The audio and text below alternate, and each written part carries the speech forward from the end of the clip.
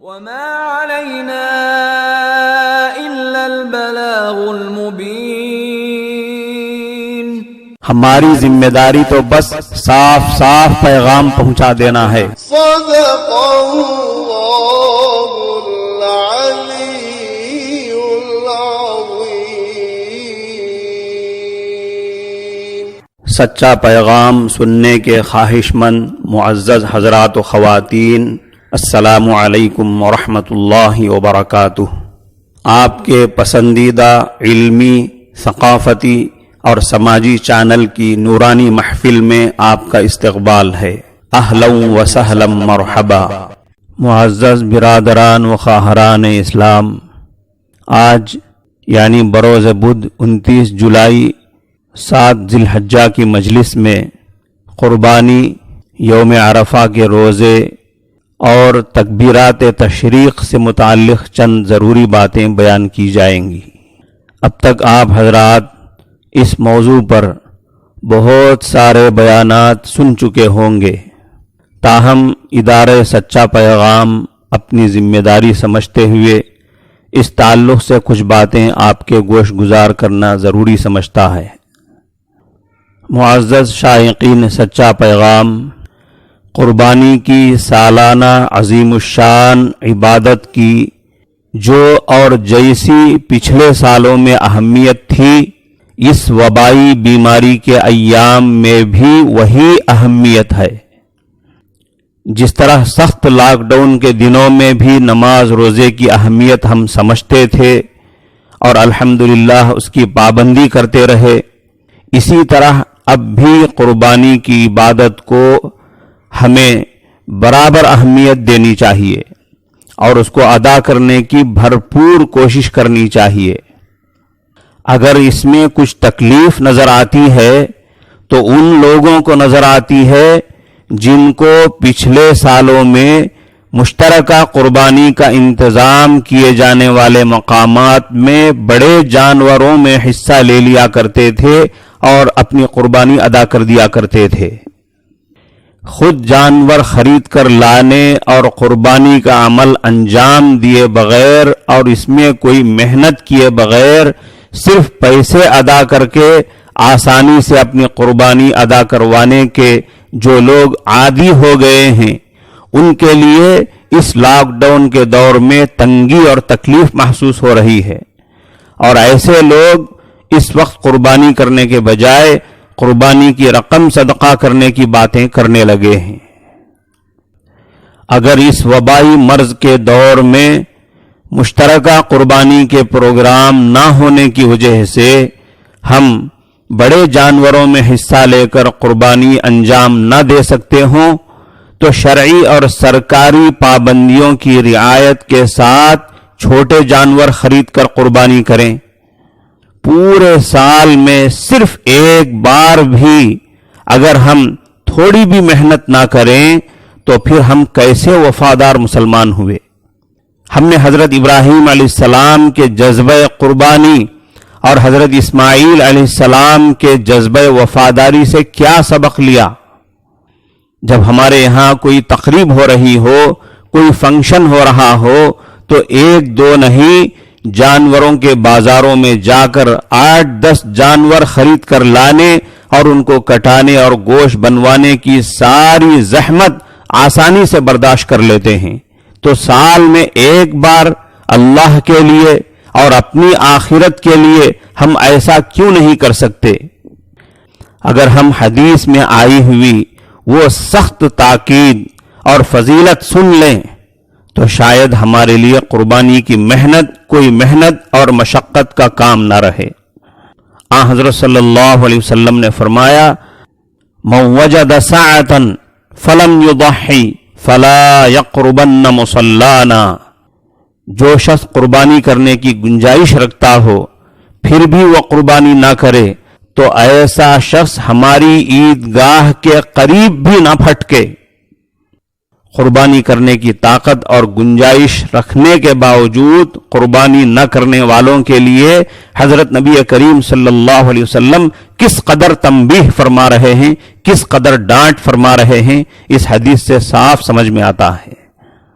کچھ لوگوں کو قربانی کا عمل اس لیے بھی مشکل معلوم ہوتا ہے کہ وہ یہ سمجھتے ہیں کہ قربانی اپنے ہی مکان میں کرنا اور اس کا گوشت اپنے ہی ہاتھوں سے تقسیم کرنا ضروری ہے، اور کچھ لوگوں کو ان وبائی بیماری کے دنوں میں یہ فکر بھی لگی ہوئی ہے کہ وبا کی وجہ سے لوگ ہماری قربانی کا گوشت قبول نہیں کریں گے، جب لوگ گوشت نہیں لیں گے تو ہم اتنا سارا گوشت کیا کریں گے اور قربانی کر کے کیا فائدہ ہوگا۔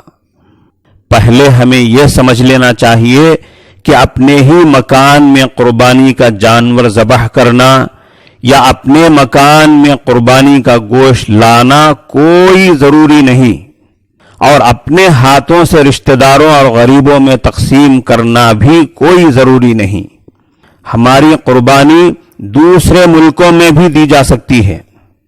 انڈیا کے مسلمان امریکہ میں بھی اپنی قربانی کروا سکتے ہیں۔ جس پر قربانی واجب ہے اس کی طرف سے قربانی کا جانور کہیں بھی ذبح کر دیا جائے، بس قربانی ہو گئی، واجب ادا ہو گیا۔ اس کے بعد اس کا گوشت کوئی بھی کہیں بھی تقسیم کر دے، مسلمانوں میں ہو، غیر مسلموں میں ہو، غریبوں میں یا مالداروں میں، سب صحیح ہے، جائز ہے۔ دوسرے علاقوں میں بھی ایسے کئی مقامات ہیں جہاں جانے پہچانے معتبر علماء کرام اپنی نگرانی میں اپنی ذمہ داری سے قربانی ادا کرواتے ہیں، اور قربانی کروا کے اس کا گوشت اپنے مقامی غریبوں میں تقسیم کروا دیتے ہیں۔ اس میں ان لوگوں کے لیے بڑی سہولت ہے جو اپنی علاقائی رکاوٹوں یا گھریلو مجبوریوں کی وجہ سے خود قربانی نہیں کر سکتے ہیں۔ جب اللہ نے ایسی سہولتیں پیدا کر دی ہوں تو قربانی کے عمل سے جی چرانے اور پہلے ہی سے اس کے پیسے خیرات کر دینے کی منصوبہ بندی کرنے کی کوئی گنجائش نہیں۔ ایسا ممکن ہے کہ کسی جگہ ایسے حالات بن جائیں کہ نہ چھوٹے جانوروں کی منڈیاں لگیں، نہ بڑے جانوروں کا انتظام ہو سکا، طاقت بھر کوشش کرنے کے باوجود قربانی کی گنجائش نہیں نکل سکی، اتنے میں قربانی کے دن گزر گئے۔ ایسی صورت میں شریعت کی طرف سے یہ گنجائش نکلتی ہے کہ اپنی قربانی کی رقم صدقہ کر دی جائے۔ معزز سامعین اعظام، ذی الحجہ کے خاص اعمال میں ایک اہم عمل ایام تشریق میں تکبیر تشریق کا پڑھنا ہے۔ یہ ایام تشریق 31 جولائی جمعہ سے شروع ہوتے ہیں۔ جمعہ کے دن فجر کی نماز سے منگل کی عصر تک ہر نماز کے بعد ایک بار اللہ اکبر لا الہ الا اللہ واللہ اکبر وللہ الحمد پڑھنا واجب ہے۔ مرد حضرات زور سے پڑھیں گے، عورتیں آہستہ پڑھیں گی۔ اسی طرح ذی الحجہ کے خاص اعمال میں سے ایک اہم عمل 9 ذی الحجہ کا روزہ ہے، جو ہمارے چاند کے حساب سے 31 جولائی جمعہ کے دن آتا ہے۔ اس روزے کی بڑی فضیلت آئی ہے۔ حضرت نبی کریم صلی اللہ علیہ وسلم فرماتے ہیں، صیام یوم عرفہ احتسب علی اللہ ان یکفر السنة التي قبلها والسنة التي بعدها۔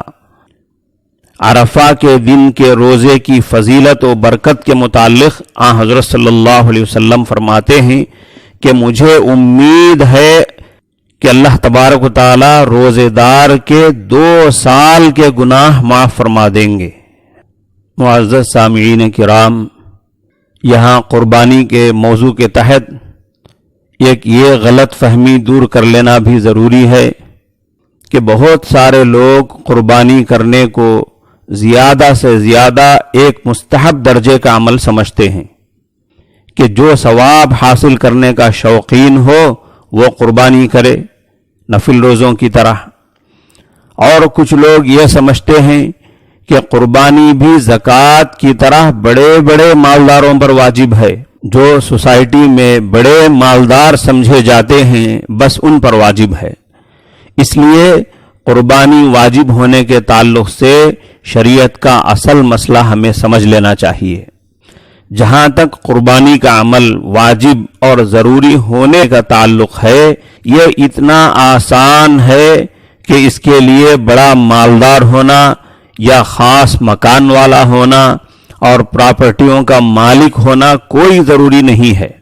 اچھی طرح سمجھ لینا چاہیے کہ جس کے پاس قربانی کے دنوں میں اپنی اور اپنے گھر والوں کی بنیادی ضروریات زندگی سے زائد، قرضوں اور وقتی ضروری خرچوں سے زائد پرانے تولے کے حساب سے 52.5 تولے چاندی ہو یا اس کی قیمت کے برابر یعنی 612 گرام اور 35 ملی گرام چاندی کا پیسہ ہو۔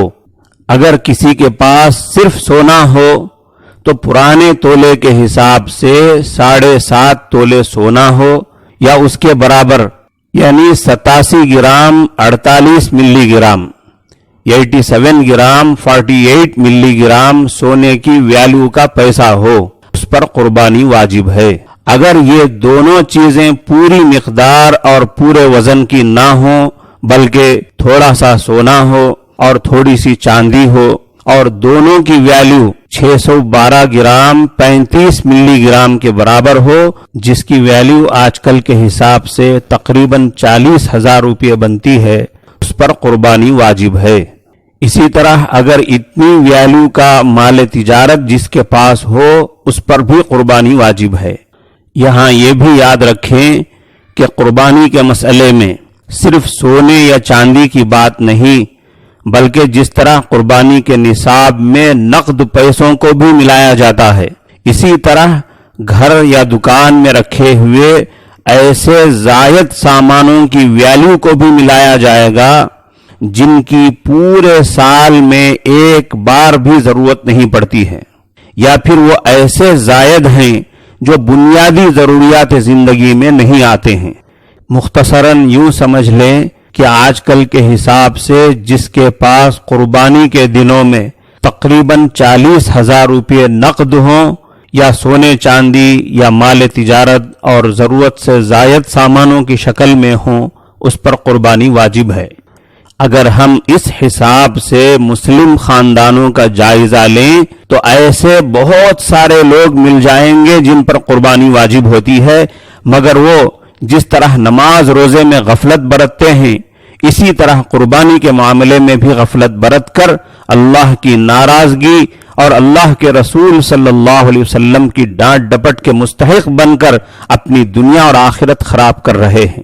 ایک لمبی حدیث میں حیاتک قبل موتک فرما کر حضرت صلی اللہ علیہ وسلم نے اسی کی طرف توجہ دلائی ہے کہ اپنی موت سے پہلے اپنی زندگی کو غنیمت سمجھیں، زندگی کو غنیمت سمجھتے ہوئے آخرت میں کام آنے والے وہ تمام اعمال زندگی ہی میں کر لیں جو زندگی کے بعد نہیں کیے جا سکتے۔ قربانی کا عمل بھی آخرت میں کام آنے والا ایک زبردست عمل اور آخرت کی تیاری کا بہترین ذریعہ ہے۔ چنانچہ حضرت نبی کریم صلی اللہ علیہ وسلم فرماتے ہیں، ما عمل آدمی من عمل یوم النحر احب الی اللہ من احراق الدم۔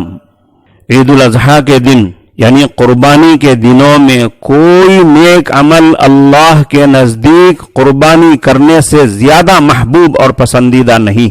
انہ لیأتی یوم القیامت بقرونہا واشعارہا واضلافہا۔ قیامت کے دن قربانی کا جانور اپنے بالوں، سینگوں اور کھروں سمیت آئے گا، یعنی وہ قربانی کرنے والا بندہ اپنی قربانی کے جانور کے بال، سینگ اور اس کے کھر اور اس کی ہر چیز کے بدلے میں نیکیاں پائے گا، ثواب پائے گا۔ وَإِنَّ الدَّمَ لَيَقَعُ مِنَ اللَّهِ بِمَكَانٍ قَبْلَ أَن يَقَعَ مِنَ الْأَرْضِ۔ اور قربانی کا خون زمین پر گرنے سے پہلے اللہ کے یہاں شرف قبولیت پا لیتا ہے۔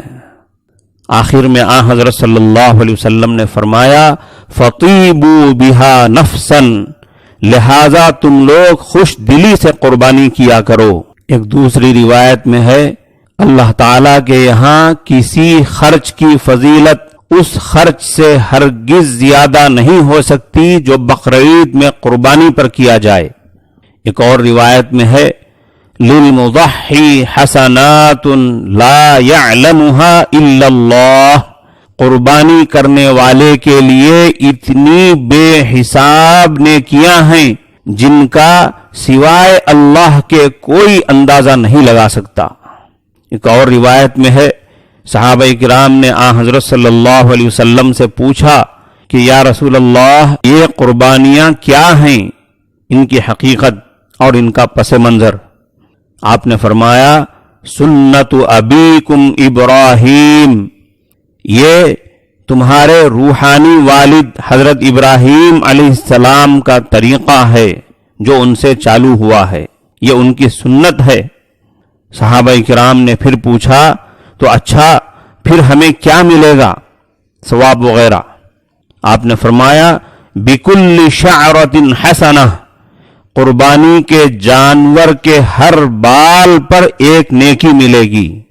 صحابہ کرام نے پھر پوچھا کہ اون تو بہت زیادہ ہوتے ہیں دمبے کے جسم پر، حضرت صلی اللہ علیہ وسلم نے فرمایا بکل شعرۃ من الصوف حسنہ، اون کتنے ہی زیادہ کیوں نہ ہوں ان کے ہر بال کے بدلے میں بھی ایک ایک نیکی ملے گی۔ ایک روایت میں ہے حضرت صلی اللہ علیہ وسلم نے حضرت فاطمہ رضی اللہ عنہا سے فرمایا قومی الی اضحیتک فاشہدیہا، اپنی قربانی کے جانور کی طرف چلو اور اس کی قربانی پر حاضری دو۔ فَإِنَّ لَكِ بِأَوَّلِ قَطْرَةٍ تَقْطُرُ مِن دَمِهَا يُغْفَرُ لَكِ مَا سَلَفَ مِن ذُنُوبِكَ، کیونکہ قربانی کا سب سے پہلا قطرہ گرنے کے ساتھ ہی تمہارے پچھلے تمام گناہ بخش دیے جاتے ہیں۔ اس پر حضرت فاطمہ رضی اللہ عنہا نے پوچھا کہ ھذا لنا اہل البیت خاصۃ او لنا وللمسلمین عامہ، یہ اتنی زبردست فضیلت صرف ہم اہل بیت کے لیے ہے یا ہمارے لیے اور تمام مسلمانوں کے لیے عام ہے؟ حضرت صلی اللہ علیہ وسلم نے فرمایا بل لنا وللمسلمین عامہ، یہ فضیلت صرف ہمارے لیے نہیں بلکہ ہمارے لیے اور تمام مسلمانوں کے لیے عام ہے۔